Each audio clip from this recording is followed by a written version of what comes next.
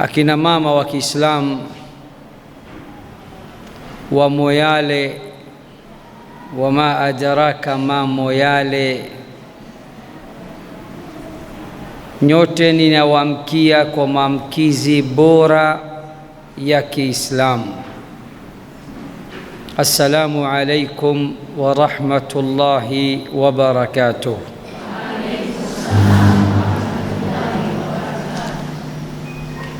Ama baada ya kumshukuru Allah jalla fi ulah na kumtakia rahma na amani mtume wetu, mwalimu wetu, kiongozi wetu na kipenzi chetu Mtume Muhammad sallallahu alayhi wasallam, muhadhara wetu wa leo unasema mwanamke akikosa jambo hili hatoingia peponi. Mwanamke akikosa jambo hili itakuwa ni vigumu sana yeye kuingia janna. Wanawake wangapi wanatamani kwenda janna? 3, 4, 5, 6, wote Allah awapeleke janna. Ni jambo gani ambalo mwanamke akilikosa ataikosa na pepo? Au unaweza kusema muhadhara unasema mwanamke akikosa hili atakosa pepo.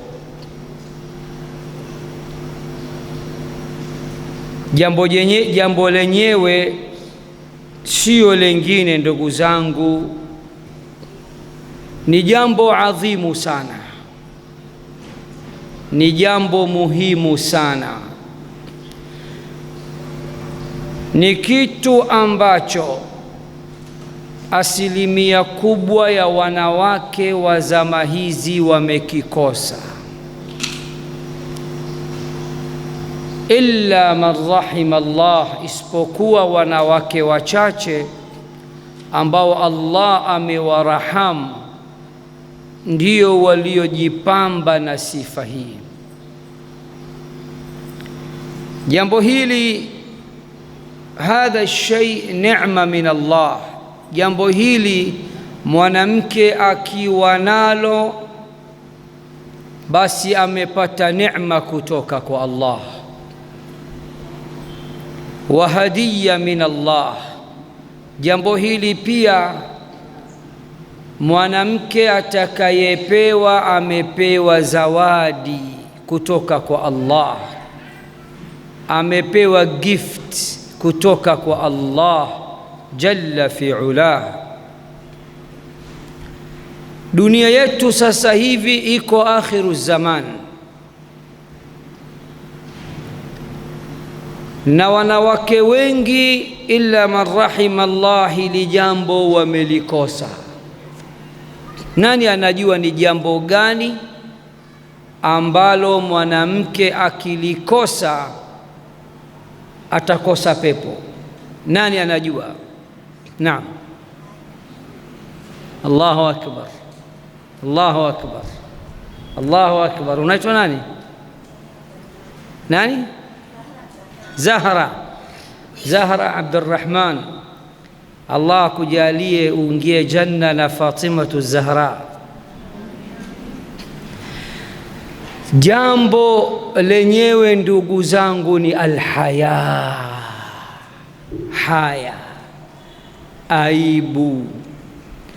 Zama tulizo nazo kuna wanawake wamedata na wanajizima data.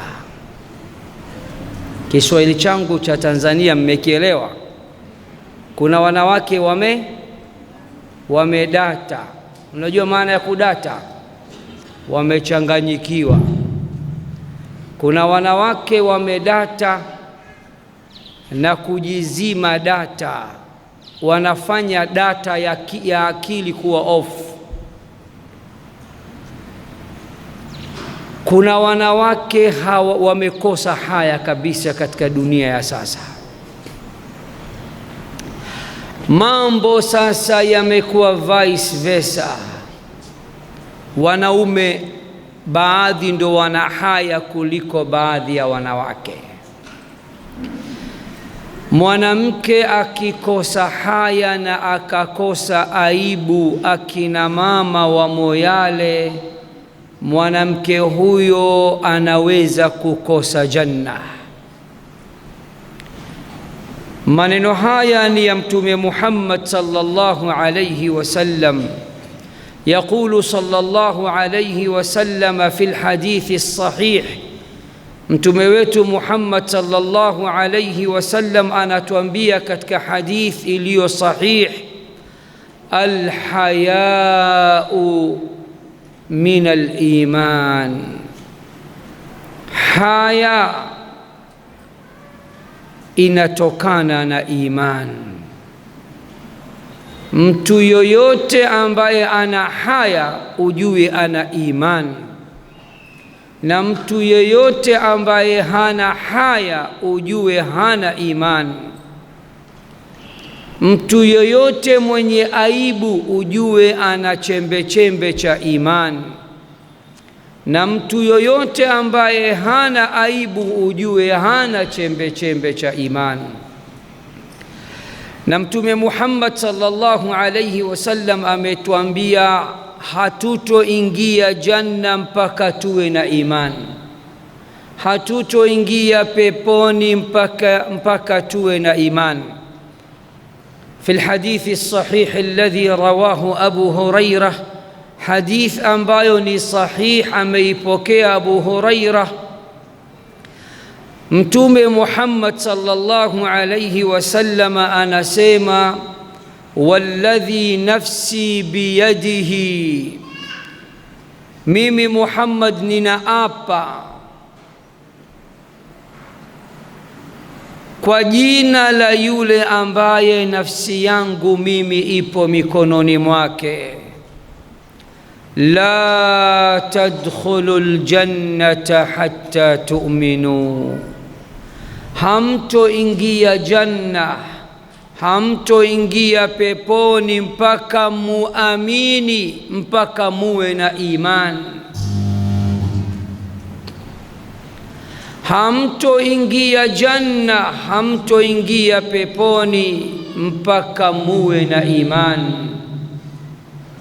Sauti ya kwanza ilikuwa ni sawa, hii ungepunguza shekhi. Sharti la kuingia janna ni nini?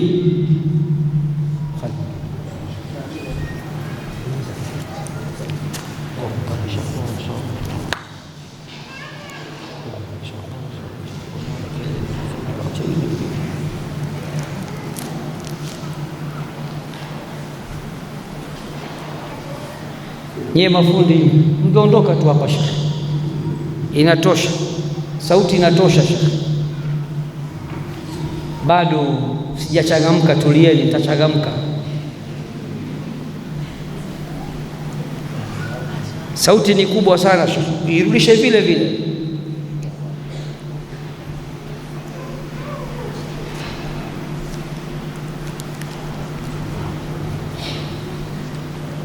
Sharti kuu la kuingia janna ni nini? Ili mtu aende janna lazima awe ana nini? Lazima awe na imani. Na kuulizeni, kwa mujibu wa dini yetu, Wakristo, Wayahudi wataingia janna? Wataingia janna. Kwa nini? Hawana imani. Ni sawa. Mtume Muhammad sallallahu alayhi wasallam anaapa, anasema, walladhi nafsi biyadihi la tadkhulul jannata hatta tu'minu, ninaapa kwa yule ambaye nafsi yangu mimi Muhammad ipo mikononi mwake, hamtoingia janna, hamtoingia peponi mpaka muamini, mpaka muwe na imani kamili. Kwa hiyo sharti la kwenda peponi ni mtu kuwa na imani, na mtu ambaye amekosa haya amekosa nini? Amekosa nini? Amekosa imani. Na mtu aliyekosa imani ataenda janna? Haendi janna. Watu waende janna wafanye nini? Wakuwe na nini? Lazima wawe na imani, au sio? Na kama mtu ana haya, ana aibu, ana nini? Ana imani. Na kama mtu hana haya, hana aibu, huyu ana nini? Hana imani. Na janna haingii isipokuwa mtu mwenye imani. Dunia tulionayo, tuko katika akhiru zaman. Nasalullah as-salama, tunamwomba Allah atupe salama na atupe husnul khatima, atupe mwisho mwema.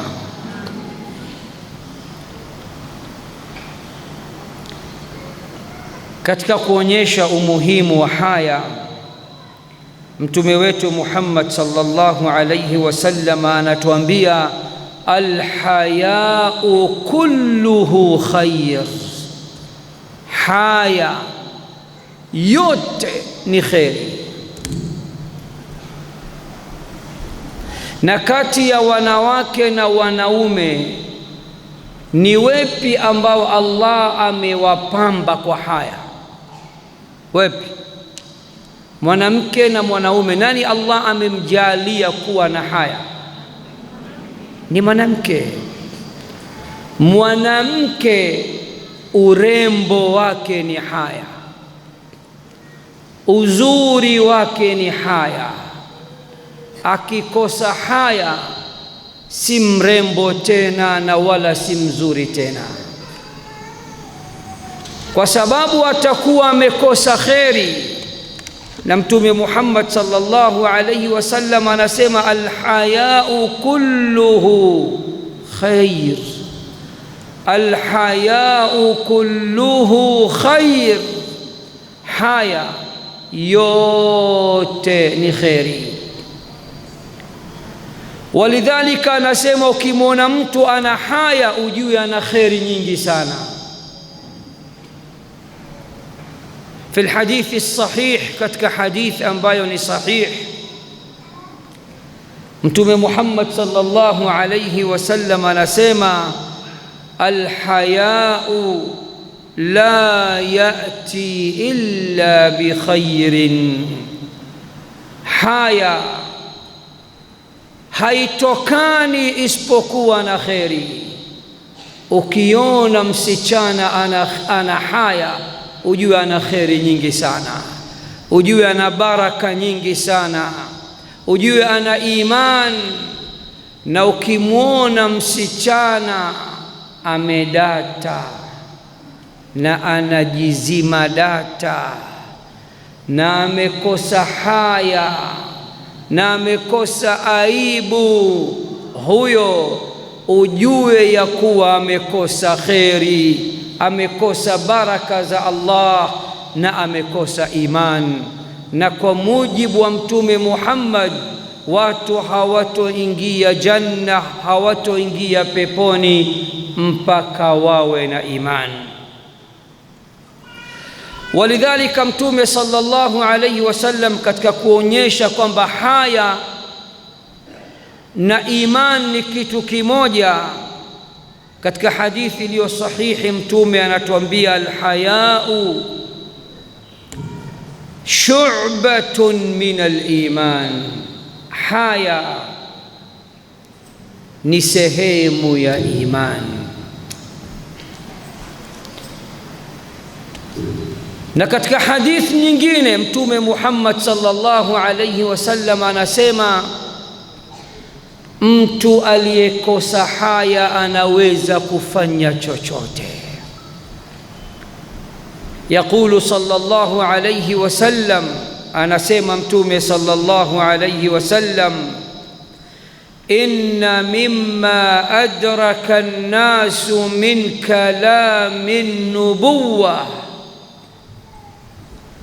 hakika katika mafundisho, katika maneno ya manabii, maneno ya kwanza ya unabii na manabii na Nabii Muhammad sallallahu alayhi wasallam, idha lam tastahyi fasna' ma shi'ta, ukikosa haya fanya utakavyo. Ingieni leo social media, TikTok, wama adraka ma TikTok, Snap, wama adraka ma Snap. Nendeni mkaangalie mabinti wa Mtume Muhammad, angalieni TikTok, banatu sayyidina Muhammad, mabinti waliosema la ilaha illa Allah Muhammadun Rasulullah. Ukimuuliza nani mtume wako, anakwambia Muhammad, tena anasema sallallahu alayhi wasallam. Kisha muangalia akiwa TikTok live bila ya chenga, amedata na anajizima data.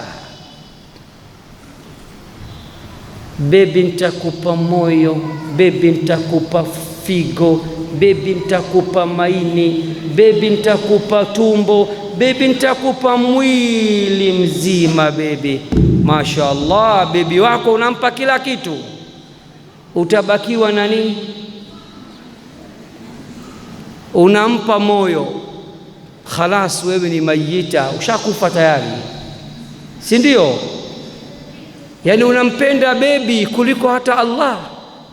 Bebi nitakupa moyo, bebi nitakupa figo, bebi nitakupa maini, bebi nitakupa tumbo. Wewe utakuwa hai, ushakufa. Umebakisha nini kwenye mwili wako? Ushatoa kila kitu kwa bebi. Msichana kama huyu ana haya, hana haya? Kwa kuwa hana haya, ana iman, hana iman? Hana iman. Leo sayyiduna Muhammad sallallahu alayhi wasallam, leo sayyiduna Muhammad sallallahu alayhi wasallam, hebu mswalieni mtume.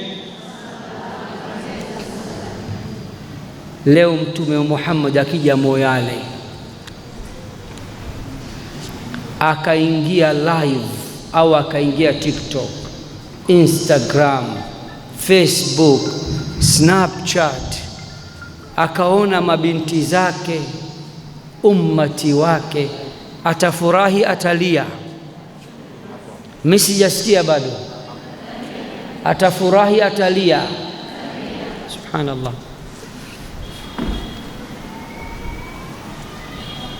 Mimi nina account TikTok ya darsa na mawaidha, Facebook, Instagram.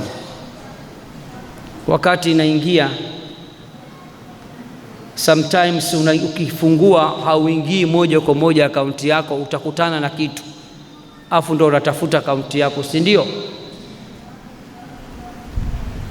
Wasichana wa Kiislamu na waona roho inaniuma sana, wanajipamba kama bibi harusi anaenda kuolewa leo. Sijui anajipamba kwa ajili ya nani. Wanapiga selfie, na wakipiga selfie wanakunja kunja mdomo, anatafuta dimples. Unajua dimples nini? Unatafuta nini? Unatafuta msichana wa Kiislamu. Allah anasema nini katika suratu Nur? sura 24 aya nambari 31. وقل للمؤمنات يغضضن من أبصارهن ويحفظن فروجهن وقل للمؤمنات يغضضن من أبصارهن ويحفظن فروجهن. Ewe Muhammad, waambie wanawake wa Kiislamu. Wanawake wa Kiislamu wako wangapi hapa niwaone? Mwanamke wa Kiislamu wangapi? Wanawake wa Kiislamu wangapi? Waislamu wanawake wenye Islamu na imani wangapi? 1 2 3 4 5, wote. Allah akujalieni kuwa na Uislamu na imani. Wa qul lilmu'minati, ewe Muhammad waambie wanawake wa Kiislamu, yaghdudna min abasarihinna, wafunge macho yao, wayahfadhna furujahunna, na wahifadhi tupu zao, aura zao, miili yao, wasifanye haramu. wala yubdina zinatahunna illa ma dhahara minha, na waambie wanawake wa Kiislamu, Allah amekukatazeni msionyeshe mapambo yenu. Mapambo mnajua? Mnajua mapambo? Mnajua? Leo wanawake walioolewa ni mtihani, wasioolewa ni mtihani.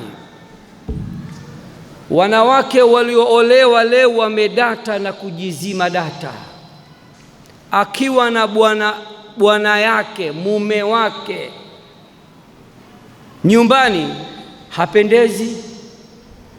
hapendezi, anavaa nguo chafu, inaitwa dira, chafu, nguo yake inanuka vitunguu, nguo yake inanuka moshi, sawa. Lakini akitaka kujiposti, bismillah, mashaallah, atakaa kwenye dressing table. Afanya nini? Ataanza kujitengeneza, anakuwa mzuri sasa kama bibi harusi, alafu anajiposti. Na Allah anasema wala yubdina zinatahunna illa ma dhahara minha, haram mwanamke kuonyesha viungo vyake, mwili wake na mapambo yake, isipokuwa yale yaliyoruhusiwa kuonekana. Alafu wanawake hao mume wake akitaka kuoa na kuwa mkali, si ndio? Si mna wivu? Wangapi wako tayari mume wake aongeze wife 2? Hamna hapa. 1, mashaallah, 2, 3. Hutaki mume wako aowe bibi mwingine, sio? Mara yako ya mwisho umependeza mbele ya mume wako lini? Wengine wanasema leo kapendeza, bismillah, mashaallah. Wengine hampendezi mpaka muende harusi. Kweli? Wengine hata watoto wenu wanakuulizeni, mama leo waenda wapi? Kwa sababu mtoto anajua mama akipendeza wapi? Out. Hapendezi mbele ya baba. Na wanaume sasa hivi wakitoka nje tu, wanawake makora, machokora wamejaa nje, wanavaa vibaya, makeup, wanatengeneza nywele, wanafanya hivi, wanafanya vile. Wanaume wakiangalia wanatamani, hawatamani? Wanatamani, kwa sababu bibi yake nyumbani hapendezi hivyo. Sasa Qur'an inasema, na hii aya nitakuja kuwasomea, Qur'an inakataza mapambo ya mwanamke kuonekanika na mtu yoyote isipokuwa watu maalum.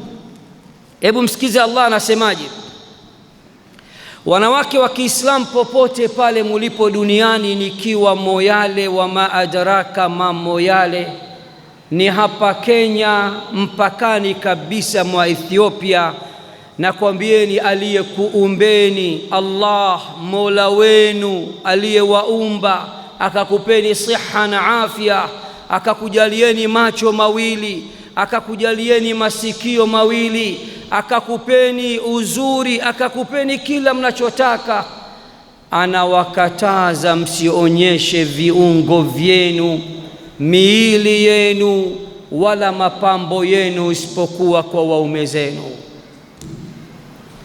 Allah anasema, wala yubdina zinatahunna illa ma dhahara minha, wala wanawake wasionyeshe mapambo yao isipokuwa yale yaliyoruhusiwa kuonekanika.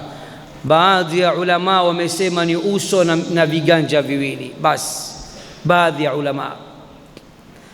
Kisha Allah akasema, waliyadribna bikhumurihinna ala juyubihin, wavae hijabu sawasawa, wajifunike sawasawa, wajitande sawasawa. Hamjawahi kusikia kisa kimeelezwa na baadhi ya maulama miaka mingi sana? Mwanamke mmoja amekwenda kwenye Al-Kaaba. Al-Kaaba iko wapi? Moyale. Al-Kaaba iko wapi? Ameenda Makka, ameenda mutabarrija, amevaa vibaya, amedata na anajizima data. Mzee mmoja au bibi mmoja wakamwambia, usifanye hivi, ni haramu, wewe mwanamke wa Kiislamu umekuja Baitullahil Haram unafanya hivi. Akamwambia, mimi niko kwenye geti hii, nenda kamwambia huyu malakul maut aje anichukue kama ataweza. Yule bibi akaondoka, akaenda akafanya tawaf, akafanya umra, akafanya ibada, masaa 2 matatu. Anarudi katika ile gate, katika ule mlango, anakuta watu wamezunguka wanachukua mwili, kuna mtu amekufa. Kuja kutazama ni yule binti ambaye alikuwa ni jeuri, alikuwa na kibri, alikuwa hasikii Allah, hasikii Mtume Muhammad sallallahu alaihi wasallam. Amekufa mlangoni pale, hali ya kuwa amekufuru na amemuasi Allah. Na kuuliza mwanamke wa Kiislamu popote pale ulipo, ukifa hali ya kuwa umevaa vibaya, malakul maut kashuka na chukua roho yako, na umevaa vibaya, na shavu lako kama umekula embe. Unajua embe shavu lako limevimba,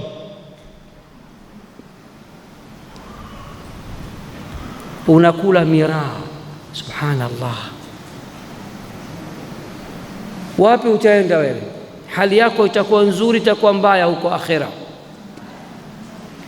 Sisi kwetu Tanzania alhamdulillah tuna neema, serikali yetu imesema miraa ni haramu, lakini nyinyi wa Kenya mna mtihani, serikali yenu imesema miraa ni halal, sio?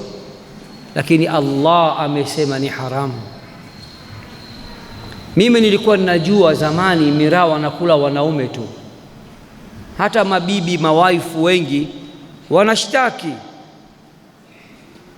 mwanaume akiwa nakula miraa hawezi kuangalia familia vizuri, hawezi kutunza familia vizuri, hawezi kutafuta chakula cha watoto, hawezi angalia watoto, hawezi somesha watoto. Akili yake ni miraa tu masaa 24.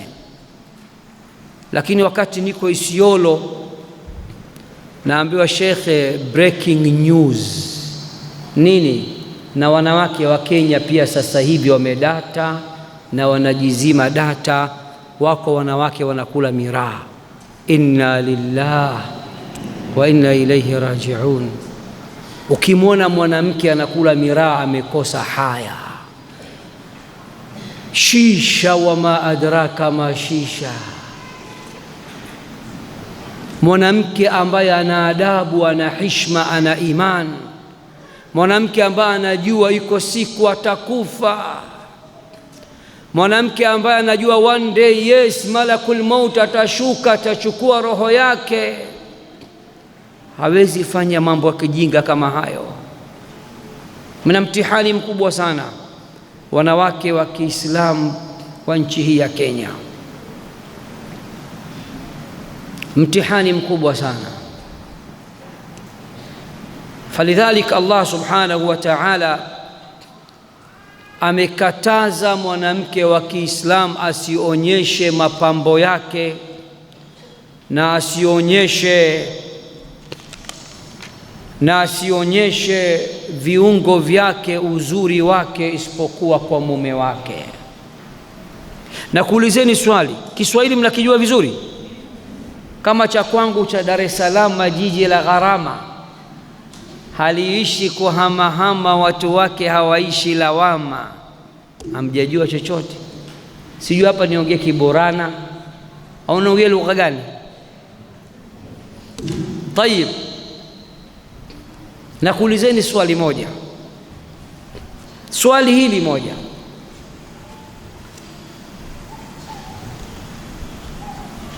kutongoza mnajua Mwanamke aliyejiposti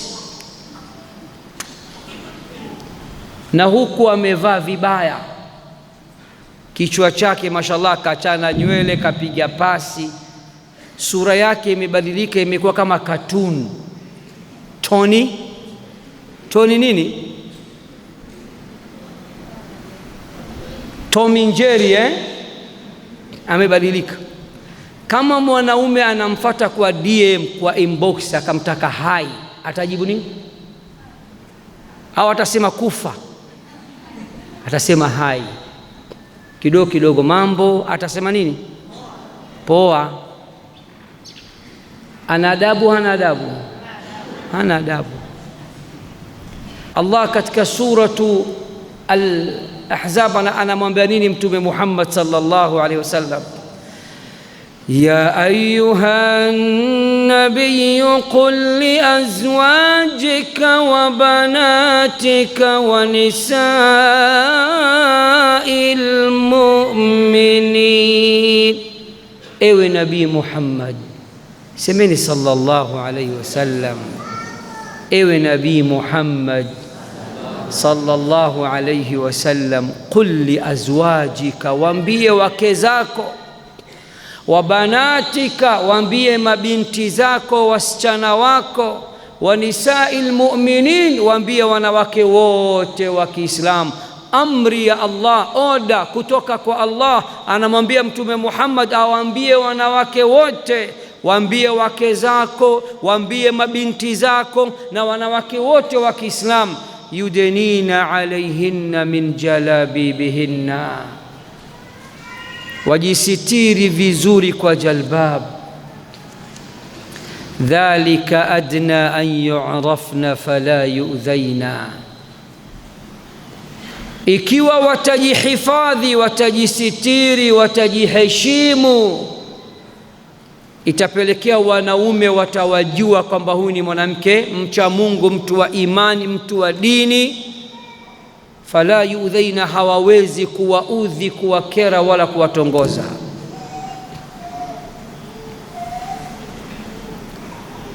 Subhanallah, dunia tulionayo kina mama imefikia sehemu ya mwisho kabisa. na iman imeshaondoka, na hatutoingia janna bila ya iman. Walidhalika fi lhadithi sahih, katika hadithi iliyo sahih, Mtume Muhammad sallallahu alayhi wasallam anasema alhayau walimanu qurina. Haya na iman ni pacha. Mnajua pacha? Twins. Haya na iman ni nini? Ni pacha, ni twins, wako pamoja. Fa idha rufi'a ahaduhuma, moja ikiondoka, rufi'a al-akhar, na ya pili inaondoka. Na kuulizeni kina mama wa Moyale, Mtume anasema haya na iman ni nini? Ni pacha, ni ndugu, ni kurwa na doto. Mmoja wapo ikiondoka, ya pili inabaki, inafanyaje? Inakuacha. Na kuulizeni sasa, dunia ya sasa, sio Moyale tu, si Kenya tu, sio Tanzania tu, dunia nzima saa hivi vitu viwili cha kwanza kuondoka ni kipi? Nini imeondoka? Imeondoka haya, imeondoka imani. Imani ndio imeondoka. Imani imefungasha, imebeba furushi zake, afashi zake. Imani imesema bye bye, narudi kwa Allah. Imani ilipoondoka sasa, haya imebaki, haya nayo imeondoka. Walidhalika Mtume sallallahu alayhi wasallam katika hadithi iliyo sahiha anasema inna likulli dinin khuluqa, hakika kila dini ina akhlaq zake, kila dini ina tabia zake, kila dini ina maadili yake.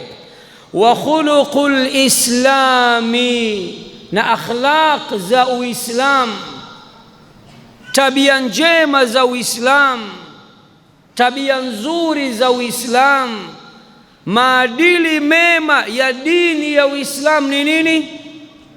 Alhayau, ni haya, ni haya. Juzi niko naangalia social media, nimeona binti mmoja wa Kiislamu, wallahi anatia huruma, wallahi ni maskini wa Mungu, wallahi amedata, anajizima data, anazungumza na watu. Guys, nani amekwambia ukivaa niqabu wanaume hawakutongozi? Mnaniona mimi hivi nimevaa niqab, alipandisha niqab akashusha, si mnaona nimevaa hivi? Wanaume ni hatari sana guys. Kafanya nini mwanaume? Na pita zangu nimejistiri hivi unavyoniona, nimefunika sura yangu, nimevaa niqab. Mwanaume kanipenda, kaambia sister, macho yako mazuri sana. Wanaume wana akili, wanajua ni kina nani wamevaa niqab ya hishma, niqab ya kikweli kweli, niqab ya dini, na waliovaa niqab ya kichina china wanajua. Wanaume wanajua kwamba niqabu hii ni niqabu ya mtego, niqab ya kishikaji, niqab ya kubabaisha. Lakini dada zetu wanaovaa jalbab, wanavaa niqab, hatujawahi kuona mtu akiwatongoza njiani, kwa sababu we mwenyewe ni mapepe, we mwenyewe ni mcharuko. Ulivovaa mwanaume akajua tu hii sio ile ya dini, hii ni ya fashion. Ndio maana akakwambia mambo, macho yako mazuri. Maneno yake ni kama vile anataka kuambia niqab haifai, hijab haifai, hata tufanye nini bwana, wanaume watatutongoza. Ana maana hiyo huyu. Lakini tunaweza tukawasimamisha wanawake wengi wa Kiislamu Ni mwanamke gani wa Kiislamu anavaa jalbab, anavaa niqab, ambaye ashai kutongozwa hapa? Yupo?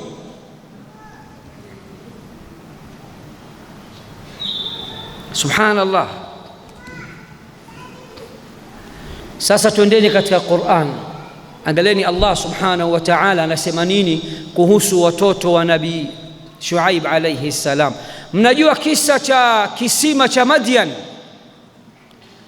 Nabii Musa na wasichana wa nabii nani? Shuaib. Mshai kusoma? Wangapi wanajua Qur'an? Qur'an hamna Qur'an hapa. Inna lillahi wa inna ilayhi rajiun. Nyinyi mmehifadhi nini? Rote hasna siko haste rona mmehifadhi nini sasa? Nyinyi mnajua nini? Baby, cool down, calm down, down, Nyinyi mnajua hiyo tu, hamjui Qur'an. Sasa wangapi wanajua Qur'an? Hata juzu amma hamjui? Mnajua Qur'an, mnaogopa tu au hamnielewi Kiswahili changu kigumu? Katika suratul Qasas Allah anaeleza subhanallah kisa cha wasichana wawili wa Nabii Shuaib na Nabii Musa alayhi salam. Nabii Musa amelelewa na nani? Firaun, sio? Nabii Musa alipokuwa barobaro shabab, kijana, siku moja aliona askari wa Firaun anampiga mtu, anamuonea bure. Nabii Musa akamshika yule askari akampiga ngumi moja, askari yule akafa. Firaun akakasirika. Mtu mmoja akaja kwa Nabii Musa akamwambia, innal malaa ya'tamiruna bika liyaktuluk, nimekuta Firaun amekaa na mawaziri wake White House, wanasema tumuue Musa, fakhruj inni laka minan nasihin, Musa nakuomba kimbia haraka, watakuua. Musa akakimbia, ametoka pale Masr, Egypt, akaenda mpaka sehemu za Madian peke yake. Akafika sehemu kwenye kisima cha Madian. Sikiza Allah anasemaje, walamma warada maa Madyana wajada alayhi umma ولما ورد ماء مدين وجد عليه أمة ولما ورد ماء مدين وجد عليه أمة من الناس يسقون ووجد من دونهم امرأتين تذودان قال ما خطبكما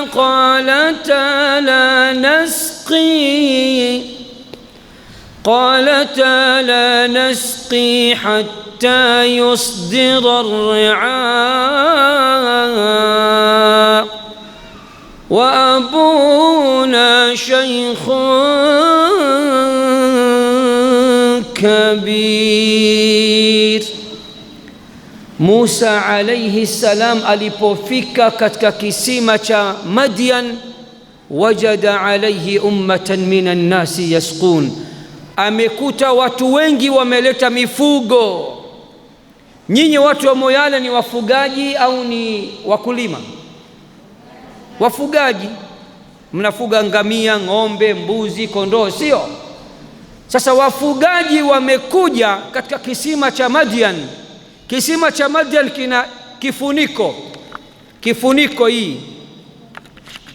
Kufungua kifuniko chake inahitaji watu wenye nguvu.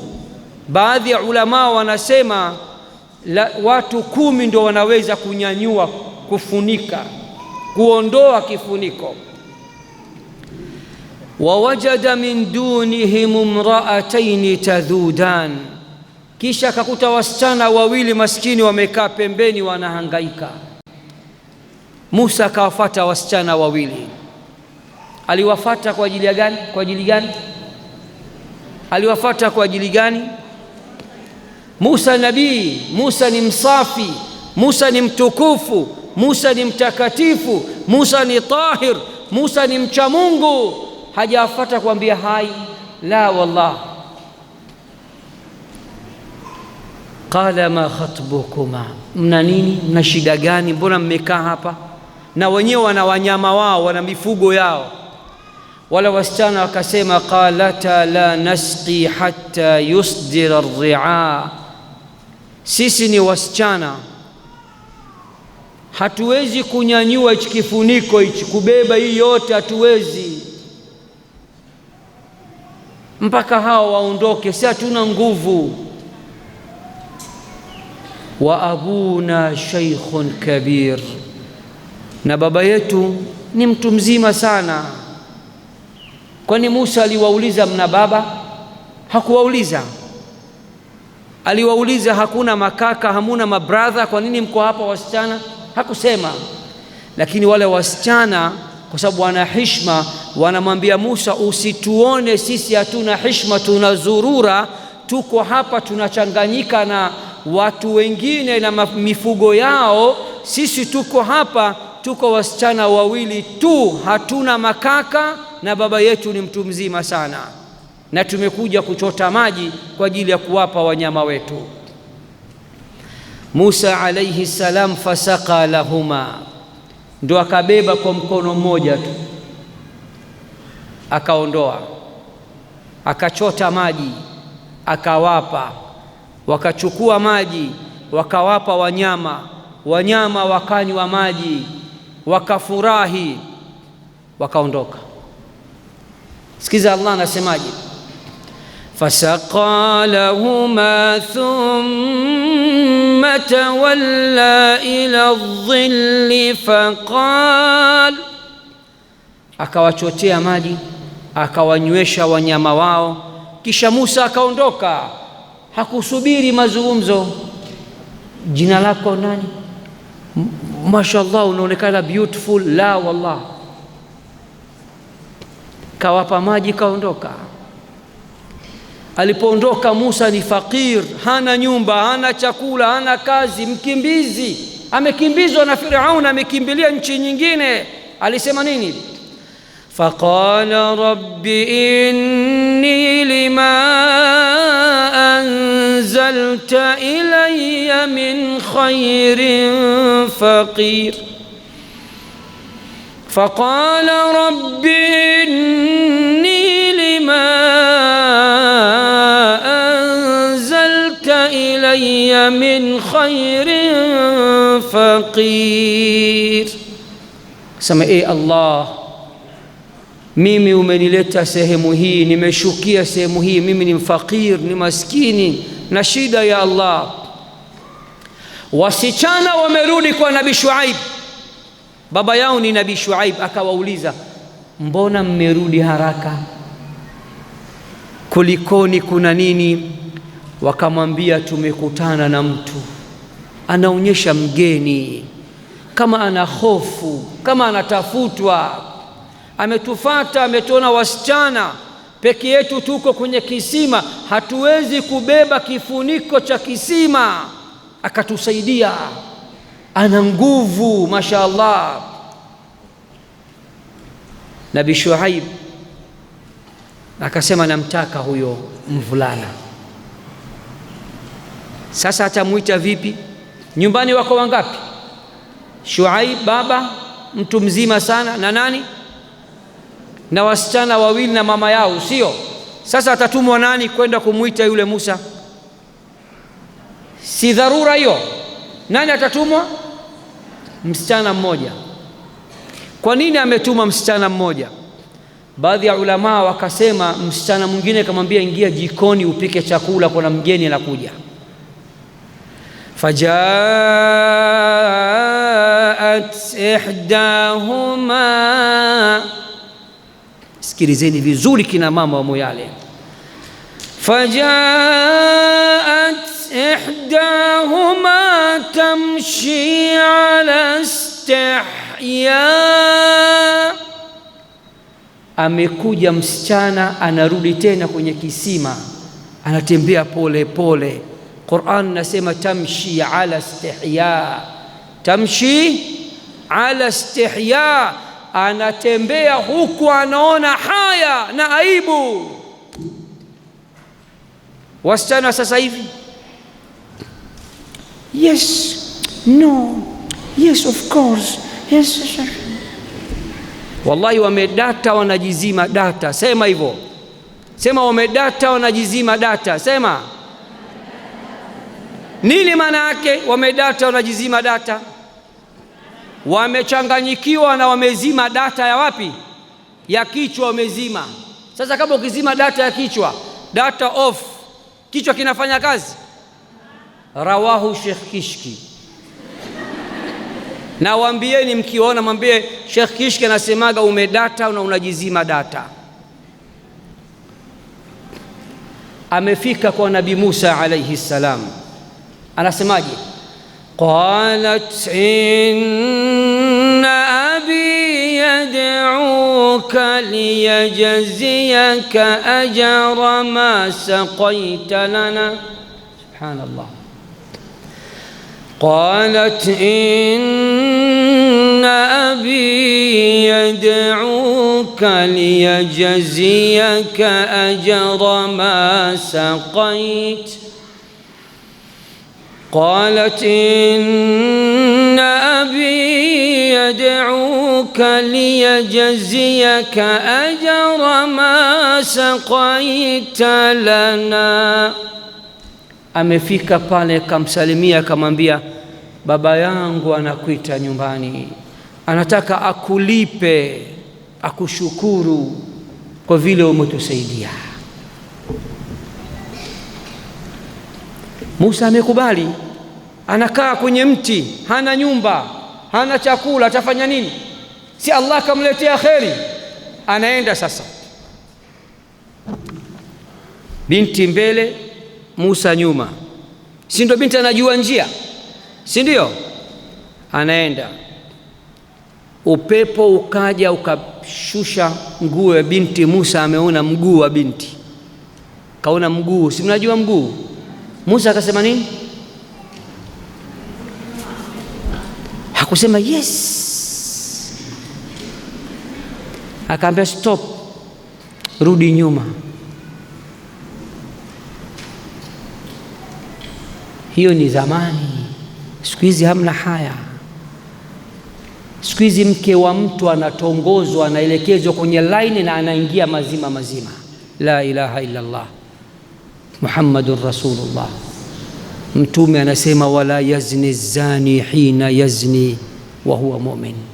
Mtu akizini si mu'min, imani yake inatolewa,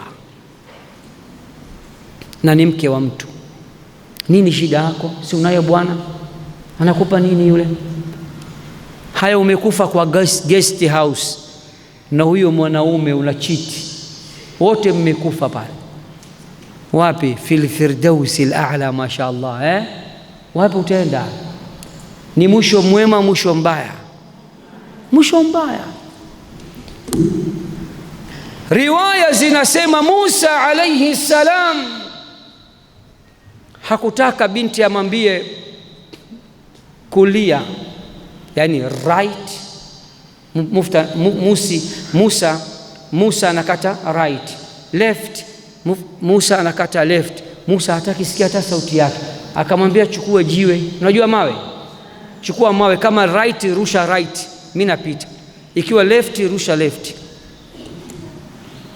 Sasa hivi mwanamke na mwanaume tu umwambie nenda kamchukue bwana yako, mume wako, kamwambie kuna msichana wa kazi, house girl yuko stendi, amekuja kutoka Mombasa, nenda kamchukue, amchukue na gari mpaka nyumbani. Atajua jina lake, atachukua namba yake ya simu, atamsifu. Unaitwa nani? Mwanamke akikuuliza unaitwa nani, mwambie inakuhusu nini? Inakuhusu nini? Unaitwa nani? Naitwa Fatma. Oh, mashallah, jina lako zuri. Asante.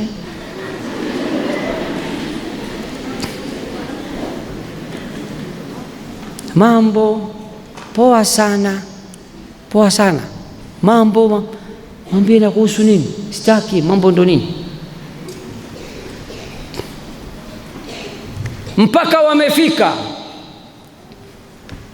Falamma jaahu wa qassa alayhi alqasas, Musa amefika. Shuaib akamwambia, hebu nipe kisa chako, wewe ni nani, unatoka wapi? Akampa kisa chake chote. Amelelewa na Firaun, ameua mtu wa Firaun, amemkimbia Firaun, Firaun anamtafuta, amekuja hapa. Shuaib akamwambia nini? Qala la takhaf najawta min alqawmi adh-dhalimin, anamwambia usiogope tena, Allah ameshakuokoa na wale watu madhalim. Msichana mmoja akaja kwa babake, qalat ya abati istajir. Msichana akaja kwa baba akasema, baba, usimwache huyu mwanaume, sisi ni wasichana, ndo tunachunga wanyama, ndo tunakwenda kwenye kisima kuomba msaada, hatuwezi beba kifuniko, na kuomba usimwache huyu, mpe kazi, mpe kontrakta, awe kontrakta wetu, afanye kazi, awe mwajiriwa wetu, mpe contract afanye kazi. Kisha akamwambia, baba, huyu mwanaume ana sifa kuu mbili. Ana sifa ngapi? Sasa wewe binti umejuaje? Inna khayra man istajarta alqawiyul amin, huyu ukimwajiri, ukimpa kazi, utakuwa umepata mfanyakazi bora mwenye kheri nyingi. Kwanza ana nguvu, ana nguvu, ana nguvu, al-amin, lakini pili ni muaminifu. Mnajua muaminifu? Binti wa Shuaib amejuaje kama Musa ana nguvu? Nani anaweza kuniambia? Naam. Si alifanyaje? Si alibeba mfuniko, sio? Kifuniko cha kisima cha maji, sio? Hiyo iko wazi Sasa amejuaje kama pia ni mwaminifu? Alivyokuwa anamtreat akiwa njiani. Nabii Musa alayhi salam akapewa kazi na ajira, amefanya kazi kwake. Unajua miaka mingapi? Miaka 8. Fa in atmamta 10 fahuwa min indik, akamwambia nakupa kazi miaka 8, na kama utafanya miaka 10 basi ni sawa. Unajua Musa alipewa nini? Zawadi gani kapewa? Alipewa msichana. Wewe leo msichana wako unampa nani? Mwanaume? Fulus, alfulus tughayyiru nufus. Mnaangalia pesa. Hata kama mwanaume amedata na anajizima data, hata kama ameoza meno yote, hana meno na kula miraa, we ni sawa tu. Ana gari, ana nyumba, ana pesa, sawa tu. Saidina Ali anasema, muozeshe msichana wako mwanaume mcha Mungu, akimpenda atamweka juu ya kichwa chake, atamlea kama mtoto wake, na asipompenda hatomdhulumu kwa sababu ni mcha Mungu. Unamwozesha mtoto wako mlaji wa miraa, na msichana wako hajawahi kula miraa, akishaolewa na yeye atakula miraa. Subhanallah. Fakina mama wa Kiislamu,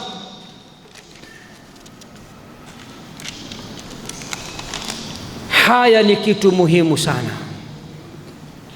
Zamani msichana kama anaongea na mwanaume, unajua action yake alikuwa anafanya vipi? Si mnaniona wote au mnioni? Zamani msichana akiwa anazungumza, akimwona mwanaume anainama au anashika nguo yake, si mnaona? Si ndio hivi? Au anang'ata, ndio hivyo? Nakosea? Ni hivi sahi hapa mvulana hapa, mambo mpaka mvulana unaona aibu wewe, unainama hivi. Ukimwona msichana, mwanamama, mwanamke amekosa haya, ujue amekosa dini, amekosa iman. Nani anamjua Aisha radhiyallahu ta'ala anha wa ardaha? Nani anamjua Aisha? Ni mke wa nani? Wa Rasul sallallahu alaihi wasallam. Ni mtoto wa nani? Abu Bakar as-Siddiq. Rasulullah mtume alipofariki amezikwa wapi? Kwenye bedroom ya Aisha, kwenye chumba cha Aisha. Katika room ya Aisha mtume amezikwa hapa, alafu kuna space mbili imebaki. Abu Bakar akafariki. Abu Bakar akafariki, akazikwa wapi? Katika chumba cha Aisha. Kisha ikabaki sehemu moja, nafasi ya mtu mmoja, ikabaki space moja. Umar akiwa katika sakaratul maut, akamtuma mtoto wake Abdullah, akamwambia nenda kwa bibi Aisha, mwambie Umar anakuomba akifariki, mpe ruhusa azikwe katika bedroom yako, azikwe na mtume na rafiki yake Abu Bakar. Aisha akakubali, akasema hii nafasi nimejiwekea mimi, nizikwe karibu na mume wangu mtume na baba yangu Abu Bakar, lakini kama Allah atamchukua Umar, ruhusa Umar azikwe pale. Umar akafariki, Umar akazikwa. Aisha anasema katika Musnad, alikuwa anaingia katika room yake. Kuna nini? Kuna kitanda? Hamna. Dressing table? Hamna. Kuna nini? Makaburi. Kaburi la kwanza la Mtume Muhammad, kaburi la pili la Abu Bakar, sio? Anasema alikuwa anaingia kwenye room yake, kwenye chumba chake, kwenye kaburi, anaenda pale, anamwamkia mtume, anamsalimia mtume, anamsalimia babake Abu Bakar, anawaombea dua, anaondoka. Anasema nilikuwa naingia, nywele sifuniki, kichwa wazi. Alipozikwa Umar, sikilizeni maneno ya Aisha radhiyallahu ta'ala anha wa ardaha. Anasema kuntu adkhulu baiti alladhi dufina fihi Rasulullah sallallahu alayhi wasallam wa abi faadau thawbi, nilikuwa nikiingia katika chumba changu ambacho amezikwa ndani yake baba yangu, amezikwa ndani yake Rasulullah mtume wa Allah na baba yangu, na nilikuwa naingia na relax, naingia tuna nguo yangu, dera, dira, kichwa iko wazi, naingia tu. Kwa sababu gani?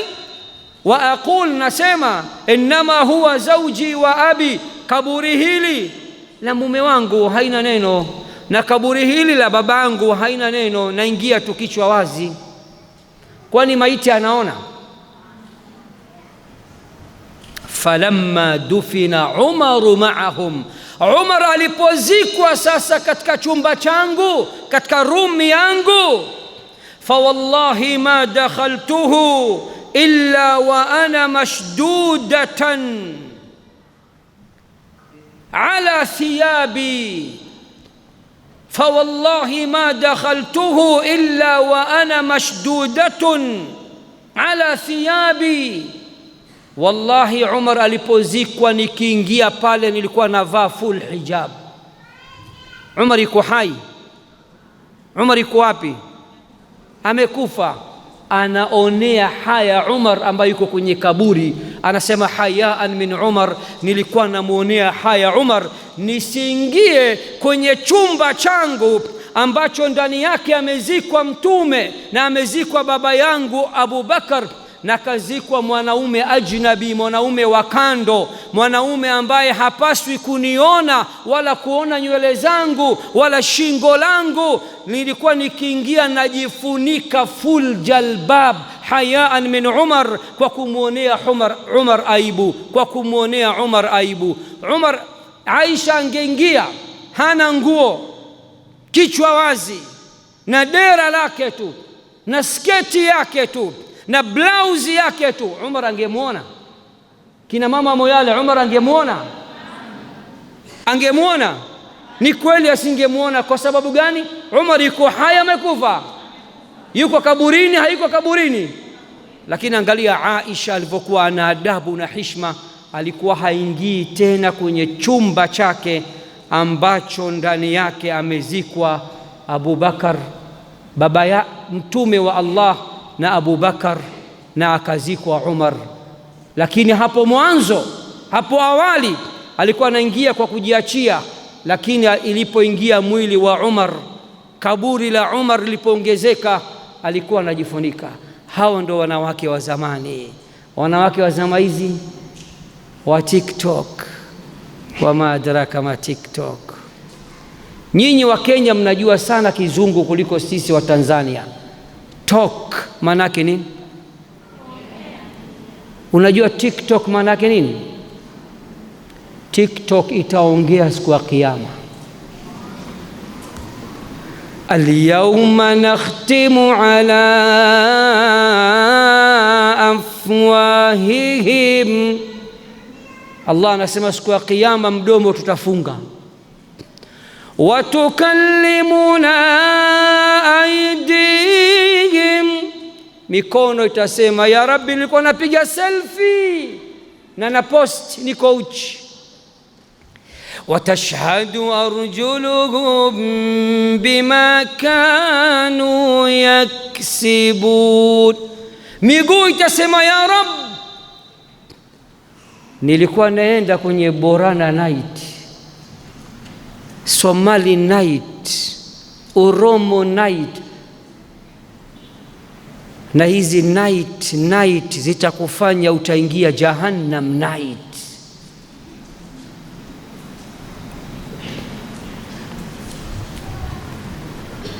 Kila mwanamke wa Kiislamu ambaye ashaposti picha zake, ameweka full makeup, ameweka wanja, ameweka lipstick, amejipamba, dunia nzima inamwona, wallahi ukifa picha zako zikabaki katika social media, khasara kwako siku ya Kiyama. Allah anasemaje katika suratu Yasin? Inna nahnu nuhyil mauta, hakika ya sisi tutafufua maiti siku ya Kiyama, tutafufua wafu. Wanaktubu ma qaddamu wa atharahum, tutawaandikia kila mulichotanguliza na athar mulizoacha. Picha yako ukiwa uchi ni athar mbaya umeacha. Umekufa, password unajua peke yako, hakuna anajua, na watu wanaona picha zako dunia nzima. Na Mtume Muhammad sallallahu alayhi wasallam anasema, man sanna fil islami sunnatan sayyi'atan, atakayepita katika Uislamu atakayepita njia mbaya akaacha athari mbaya, kana alaihi wizruha, atapata madhambi yeye, wa wizru man amila biha min ba'dihi, na yule ambaye atakuwa anafanyia kazi, anaangalia ile kitu kibaya, baada yake watazidi kupata madhambi, min ghairi an yunqasa min awzarihim shay'un, bila ya kupunguza chochote katika makosa yao na madhambi yao. Nataka nimalize kina mama, nimalize.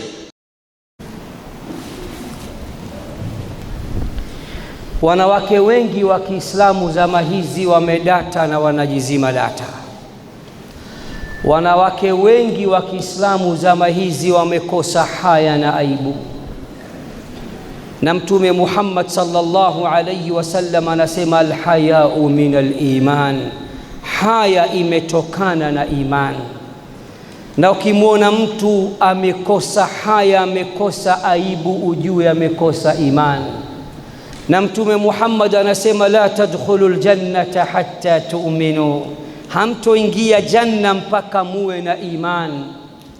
Angalieni leo, si Waarabu, si wa Somali, si wa Swahili, si wa Borana, si wa Uromo, si wa Gabra, si watu wa Pwani, wana makabila yote leo, wanawake wa Kiislamu na utia aibu Uislamu na kututia aibu sisi Waislamu. Harusi zenu mnaingia hall, wanawake watupu, sio? Angalia mnavyovaa kwenye hall. Mtu anavaa kwenye hall kinguo kitambaa tu hapa, kamba tu, kifua yote iko wazi, mgongo wake wote uko wazi, hata haya hana, mgongo wake mchafu, watu wanamwangalia. Alafu wanaume wako, DJ ni mwanaume, alafu wanajirekodi, mtadumu naye kangamba mana na naye na. Kichwa wazi, kifua wazi, mgongo wazi, mwili wake uko wazi. Cameraman mwanaume anamuona, picha zake zimeenea dunia nzima.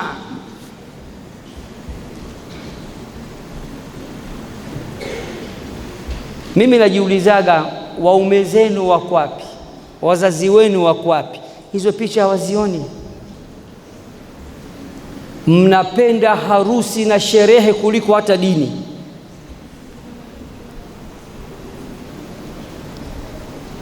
Ni nani aliyekwambia mwanamke mwenzako anaweza kuona aura yako ni sahihi? Nani kakwambia? Na wengine hata nguo wanazovaa wakati wa harusi wala sio nguo, ni night dress. Wamekosa aibu. Na mama mtu mzima ameingia kavaa vizuri, msichana wake amedata na amejizima data, kavaa nguo short, mapaja yanaonekana. Wanawake wenye dini wanaangalia, mama anamwacha mtoto wake hivi. Na kuulizeni swali, Allah akaleta zilzal, mtetemeko, hall yote imeanguka, nyie mko pale, itakuwaje siku ya Kiyama? Umekufa hali ya kuwa mutabarrija, uko wazi. Sijasema kwamba wanawake wasifurahi, hapana. Kwenye harusi muwe peke yenu, hamna kupiga picha, hamna cameraman, hamna DJ, peke yenu mcheze, mfurahi, hiyo ni halali. Lakini mnacheza kama Shakira, mna dance, mwanamke wa Kiislamu, mnatia aibu Uislamu, alafu Allah kawasitiri na nyinyi mnajifedhehesha kwa simu. Wengi TikTok, angalia harusi za Waislamu, alafu miezi 6 harusi imeisha, ndoa imevunjika, msichana ameachwa. Unajua kwa nini kaachwa? Allah amekasirika siku ya harusi. Allah hajatia baraka harusi. Allah amekasirishwa katika harusi yao. Kina mama mubadilike, wanawake wana neema kubwa, wanawake wana kheri. Janna, pepo Allah kaweka kwenye nyayo ya mwanamke, nyayo ya mwanaume. Aljannatu tahta aqdamil alummahat, pepo iko chini ya nyayo ya wamama au wa baba. Nyinyi ndio pepo zetu, tunawategemea. Nyinyi mkidata, mkajizima data, mkaharibikiwa, mkakosa dini, mkakosa imani, mkakosa haya, sisi tutapata pepo wanaume? Wangapi wamenielewa? Mkono juu. Wangapi wamenielewa? Wangapi watafanyia kazi maneno yangu inshallah? Allah wabarik sana, Allah wahifadhi, Allah kupeni siha na afya njema, Allah kupeni kila la kheri, Allah waepushe na kila la shari. Mwenye dhiki na tafash na stress, Allah amuondolee dhiki zake. Mwenye dhiki Allah ampe faraja. Mwenye njaa Allah ampe riziki bighairi hisab. Mwenye matatizo Allah amtatulie matatizo yake. Mwenye watoto Allah awaongoze watoto wake. Wasiokuwa na watoto Allah awape watoto. Wasioolewa mabachelati Allah awape wanaume wenye kheri na baraka. Allah atuongoze duniani hadi akhera. Allah tupambe kwa siha na afya njema, tuepushe na maradhi yote madogo kwa makubwa. Allah tunakuomba utupambe kwa haya na iman, wanaume na wanawake. Allah tupe mwisho mwema. Allah tuongoze Waislam, tufate Qur'an, tufate sunna za Mtume Muhammad sallallahu alayhi wasallam. Allah, kama ulivyotukutanisha katika Masjidul Jami' hapa Moyale, akhera tukutanishe katika al-Firdaus al-A'la ma'a an-nabiyyin was-siddiqin wash-shuhada'i was-salihin wa hasuna ulaika rafiqa birahmatika ya arhamar rahimin. Wa sallallahu ala sayyidina Muhammadin wa ala alihi wa sahbihi ajma'in.